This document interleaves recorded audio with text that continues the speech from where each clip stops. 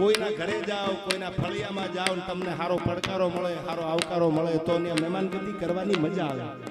પછી કરોડો રૂપિયાના બંગલાઓ ને બહાર બોર્ડ માર્યા હોય, એકચ્યુઅલી ઘરે અંદર આવવાની સખત મનાઈ છે.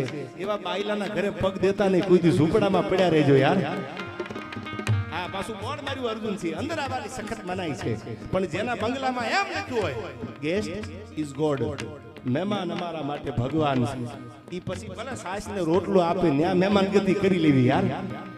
ઘણાએ તો એમ લખ્યું હોય કે કૂતરાથી સાવધાન રહેજો, એને કહી દેજો કે અમે તમારી પેઢીઓથી સાવધાન છીએ યાર. આ ડોગ તો બીજા નંબરની વાત છે યાર. તમારી પેઢીઓ લબાડના પેટની હતી ને એ અમને ખબર છે. અમારે કઈ તમારે ને શિરામણની, વાળું પાણીની, ચા પાણીની આશા હોય જ નહીં.